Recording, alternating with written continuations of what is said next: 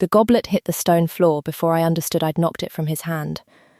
And for one full breath the entire hall, 50 of the kingdom's most powerful people, frozen mid-bite, watched dark liquid spread across the flagstones instead of down the king's throat, and understood, all at once, exactly what I'd just stopped. He looked at me like he'd never seen anything so alarming in his life.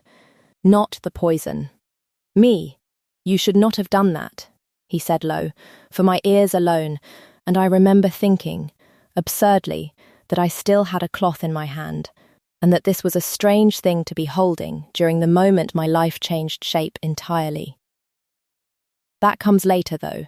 It started 3 weeks earlier, with an invitation list 50 names long that could not possibly, have included mine. I was scrubbing the roasting pans when the announcement went up on the kitchen board, a grand dinner. The first the Iron Territories had hosted in a decade, 50 seats at the king's own table, and every noble house within riding distance already sending letters, gifts, and in one memorable case, an entire cask of southern wine, angling for one of them. Cook said Lord Varlin alone sent 3 separate messengers in a single week. I remember thinking it was the kind of drama that happened several floors above where I lived my actual life, and going back to the pans. I did not think about the king much, beyond the ordinary way anyone in a castle thinks about the man whose name is on the walls. Bjorn had ruled 9 years, quietly and competently, the sort of alpha who solved problems before court gossip even learnt there'd been one. He was not, by every account I'd ever heard, a man who wanted things loudly. He wanted things the way a mountain wants weather, inevitably, and without ever seeming to ask. I had no reason yet to learn how wrong that account was. The wolf found me first, which I understand now was always going to be the order of things. I was carrying scraps to the compost heap behind the kitchens, my 3rd week into preparations for the dinner, when a shape stepped out of the evening fog that made me drop the entire bucket, enormous, dark-furred, moving with the unhurried confidence of something that has never once had to worry about being challenged. I knew immediately whose wolf it was. There is only one wolf in the Iron Territories built like a verdict. He did not attack. He sat, 3 paces off, and watched me pick scraps back up off the frozen ground with an attentiveness that made my hands unsteady in a way fear alone would not have explained. "I don't have anything for you," I told him, which felt like a foolish thing to say to a king's wolf, and also the only true thing available. He came back the next evening anyway, and the one after that. By the end of the week, he had taken to walking me from the kitchen door to the well and back, a silent grey shadow the other staff started calling, half joking, my personal guard, and I laughed it off in front of them and thought about it considerably more than I let on once I was alone. Cook noticed before I let myself admit it mattered. "He's never done that with anyone," she said, kneading dough with the particular vigour of a woman who has run this kitchen for 30 years and does not miss much. Not with Sabine's maid. Not with any of the fine ladies traipsing through here, angling to be seen by him. He probably likes the smell of the compost heap, Cook said, in a tone that made clear she believed nothing of the sort. I want to tell you I dismissed it entirely. I did not. I noticed, the way I noticed the particular silence right before bread finishes proving, or the exact moment stock needs salt, small, specific, unshowy noticing, the kind no one teaches you, and everyone in a kitchen eventually learns. I noticed that the wolf's visits had a rhythm to them now, and that I had started listening for his step in the fog, before I let myself admit I was listening for anything. I met the king himself by accident, the way most true things in my life seem to happen. I was sent up from the kitchens with a tray of mulled wine for the king's private study, the usual runner having twisted her ankle on the stair, and I arrived to find him not presiding over anything grand at all, but sitting alone at a desk, buried in correspondence, jaw tight, a single candle burning low. He looked up, when I set the tray down, and for a moment, neither of us said anything, because I don't think either of us had expected the other. "You're the one my wolf's been following," he said. Not a question. I didn't ask him to. I didn't ask him to either. He said it plainly, almost ruefully, rubbing a hand across his jaw. He does a great many things lately I haven't asked him to do. I set down the pitcher and refilled his cup without being asked, because that, at least, was a thing I knew how to do with my hands while my head worked out what to do with the rest of me. 50 houses are fighting over your dinner table, I said, and your wolf is spending his evenings at the compost heap. Someone should tell him he's aiming low. Something moved across his face that was almost a smile before he caught it. He doesn't seem to think so. I left before either of us said anything else, because I could feel the conversation reaching toward a place I did not yet trust myself to stand in, and I had breadproofing that would not wait for a king to finish being interesting. The law came to me the way it always seems to, attached to something I couldn't walk away from. Gunnar, the king's own second, a broad, steady man who never once, in all my dealings with him, addressed his king by rank, only by name, found me in the corridor a week later and told me, plainly, why the dinner mattered as much as it did. "There's an old vow on the wolf throne," he said. "The Hollow Table Pact. No true heir to the Iron Territories, while the Alpha shares his table only with those chosen for him. Politically arranged, never freely chosen." Bjorn's grandfather ignored it for 40 years, and the line nearly ended with him. This dinner is the first time in a decade the kings hosted the full nobility at once, and half of them think it's their chance to fix that with a marriage contract. Thought you should know what you've wandered into, since he clearly hasn't told you himself. I did not think at that point that any of it applied to me. I was a kitchen maid carrying trays, not a candidate for anyone's political vow. I filed it away the way you file away weather reports for a storm you assume will pass somewhere else. I was wrong about that, but I would not understand how wrong for another 2 weeks.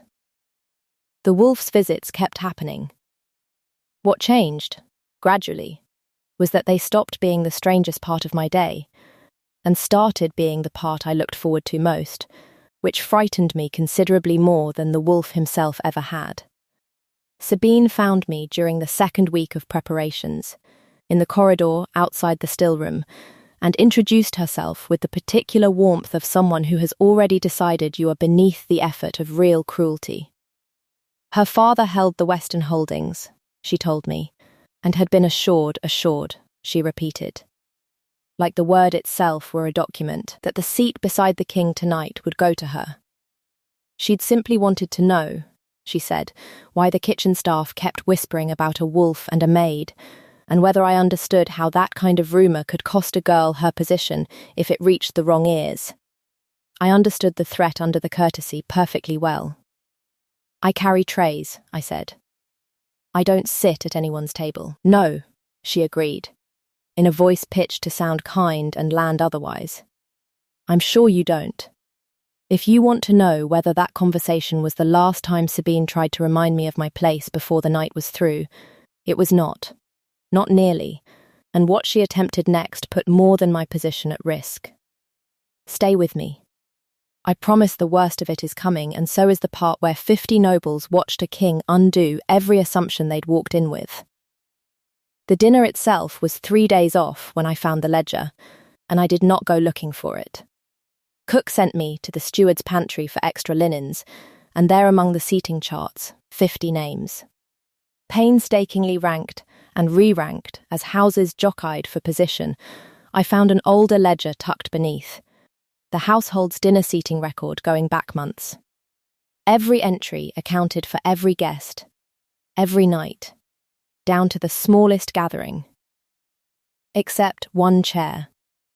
At every single dinner for 4 months running, one seat beside the king's own had been marked, in the steward's careful hand, reserved, do not assign. No name attached, just held, night after night, empty, for no guest anyone could account for. I stood there a long moment with linens in my arms, doing the arithmetic. 4 months was roughly how long the wolf had been finding his way to the compost heap. I did not confront him immediately. I sat with it the way I sit with bread that hasn't finished proving, letting it be what it was going to be, instead of forcing it before its time. But something in me had shifted by the time I set the ledger down, something that had been only wariness a week before, and was, now, closer to certainty. I was done pretending I hadn't noticed what the whole household apparently had. I found him in his study again, 3 nights before the dinner, and this time I did not wait to be spoken to first. "There's a chair that's been empty at every meal for 4 months," I said. "Reserved, no name. Your steward's hand, not mine." He did not deny it, and did not reach for an explanation dressed up prettier than the truth, which I had already come to expect from him, and was still, each time, a small relief. "I told him to hold it the week my wolf started walking you to the well," he said. I didn't examine why very closely. I told myself it was habit. Sentiment, nothing that needed naming. His jaw worked once before the rest came. That was a coward's answer, and I've given it to myself for 4 months because the true one terrified me considerably more. And the true one? That my wolf decided the moment he met you. And I have been catching up to him in secret ever since, one reserved chair at a time, too much of a fool to simply ask you to use it. I did not answer him right away. I want you to know that. I let the silence sit, because I needed to feel my own weight in it before I let his change anything. And for 2 full days afterward, I let the household believe I hadn't decided what any of it meant. It was Gunnar who found me on the 2nd evening, restocking the pantry alone, and did not bother with preamble. "He's rewritten his opening address for the dinner 4 times, he said. Not out of nerves for the nobility, he's faced worse rooms than 50 hungry houses. He's trying to find a way to say something true in front of people who've spent a decade watching him say nothing at all. I've known him 9 years. I've never seen him work this hard at a sentence. Something hardened in me, hearing that. Not suspicion this time, but resolve, sharp and sudden. The kind of decision the version of me scrubbing roasting pans 3 weeks earlier would not have recognized as her own. I was done being careful in the way that protects nothing and risks nothing. "Tell him," I said, "that if he means to say something true tonight, he shouldn't need 4 drafts to find it." The night of the dinner, the great hall glittered the way I imagine the inside of a struck bell must sound. 50 of the kingdom's finest, silk and old gold. Every house that had spent 3 weeks scheming for exactly this chance to be seen. I was meant to stay in the kitchens. That had been the plan. Mine and everyone else's. Right up until Cook thrust a cloth into my hands and told me to run it up to the hall because the steward had spilled wine across the head linens and there wasn't a spare moment to send anyone but me. I walked in through the side door, still holding that cloth, in my kitchen apron, into a room built to make 50 of the most important people in the Iron Territories feel powerful, and I have never in my life felt so small or so watched at once. The wolf found me before I'd taken 3 steps. He crossed the entire floor, past Sabine's family table, past Lord Varlin half risen from his seat in outrage, past every noble house that had spent weeks buying and bargaining for their place, and sat himself directly in front of the one empty chair beside the king's own throne. Tail sweeping the flagstones, staring at me with an expression that needed no translation at all. The hall's silence had a texture to it, the specific quiet of 200 assumptions collapsing at once. "That seat," Sabine said into it, "too loud, too fast, has been held for a candidate of proper standing. Not, it has been held," Bjorn said, rising, and his voice carried the way a king's voice is trained to carry. "For 4 months, on my order, for no one but the person my wolf chose the evening he found her at the compost heap, and refused to leave. I did not tell you her name, because I had not yet found the courage to say it in a room like this one. I am done being a coward about it. He looked at me, cloth still in my hand, apron still dusted with flour, and said, plainly in front of 50 houses that had spent 3 weeks fighting for that chair, "Marin, please, sit. I do not fully remember crossing that floor.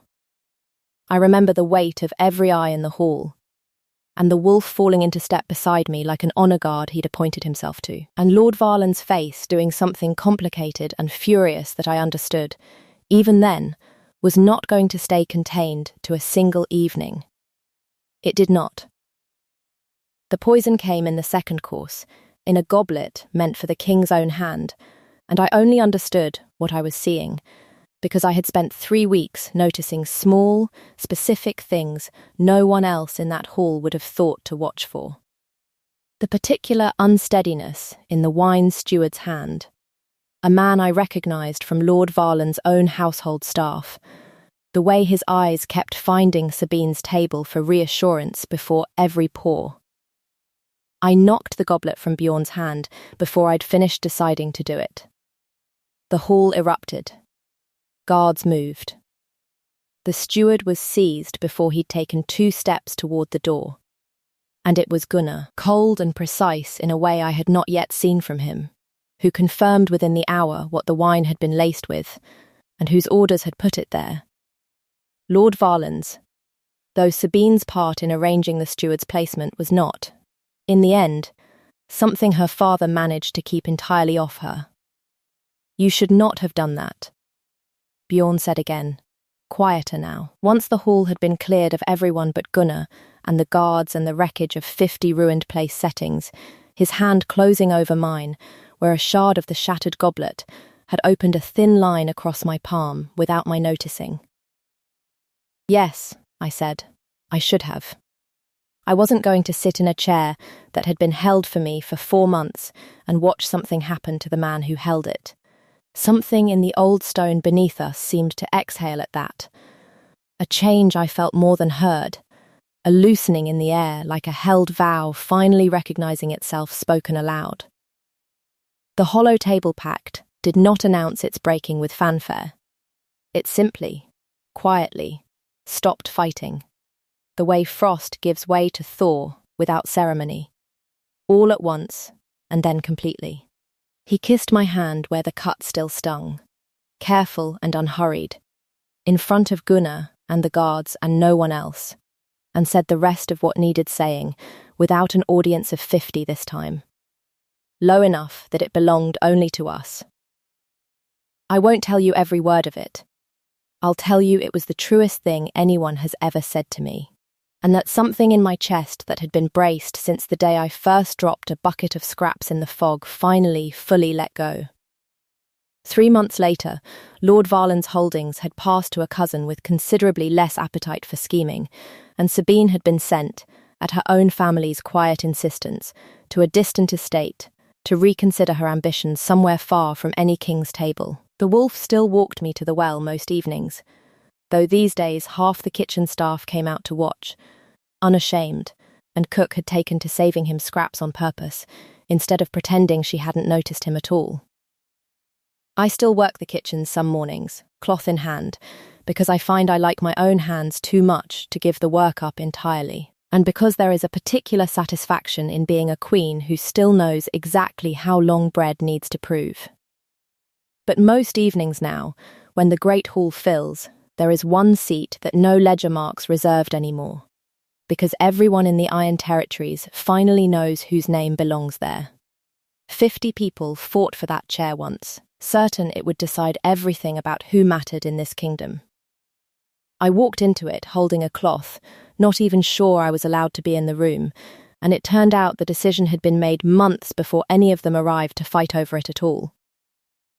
Do you think Bjorn should have told me about that chair the very first week? Or was 4 months of quiet honesty actually the braver choice? Tell me your theory. And if you want to know what happened to Lord Varland's cousin, once he inherited a king who remembers exactly who tried to poison him, comment the hollow table, and I'll know you're still with me. Come back for the next one, Some chairs are worth the wait.